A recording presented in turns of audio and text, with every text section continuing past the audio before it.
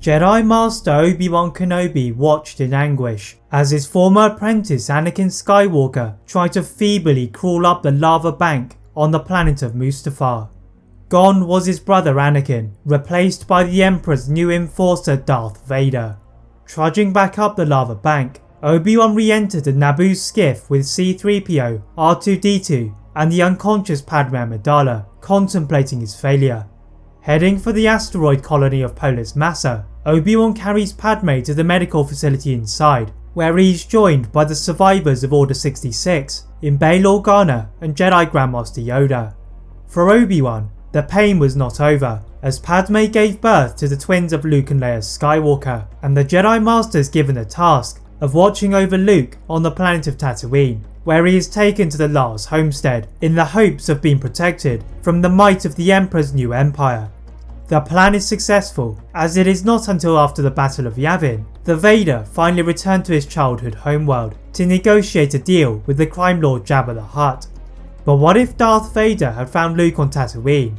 How would this change the plans of the remaining Jedi and Obi-Wan? How would the Emperor deal with this discovery? As you'll find out, the reign of the Empire would have been a whole lot different. Obi-Wan watched from his modest hut as Luke ran outside and into his speeder, heading for the settlement of Anchorhead to go to Mos Eisley. Wary of the dangers of the shady spaceport, Obi-Wan kept a close distance on watching the young Luke. As Luke walked through the busy marketplace in the old quarter, Obi-Wan suddenly felt a shiver run through him, as if the Force was warning him that darkness was descending. Ensuring that his hood was secure and his Force presence was hidden, he crept his way towards the new quarter, where he heard that Jabba the Hutt would be making a visit to one of his business ventures. A sound from above interrupted his stealthy moves, as a scary and intimidating looking ship began to make its way into the largest hangar.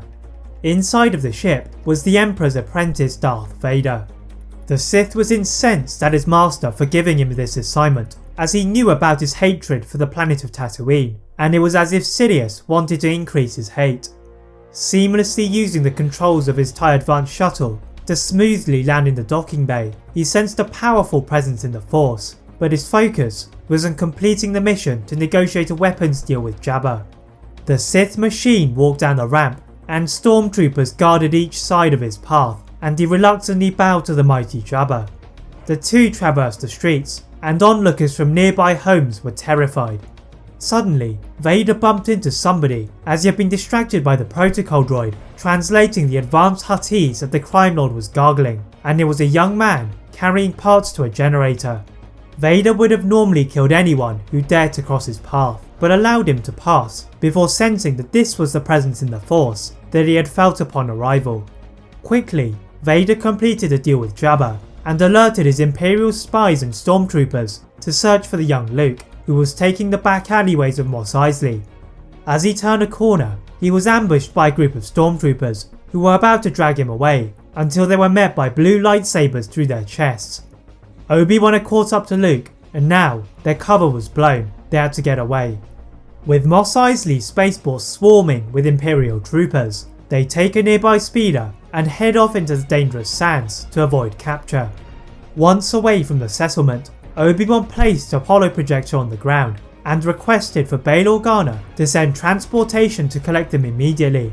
Luke wonders what Obi-Wan was referring to, and the Jedi Master tells Luke about his powerful potential in the Force and that Vader would want him to serve the Empire.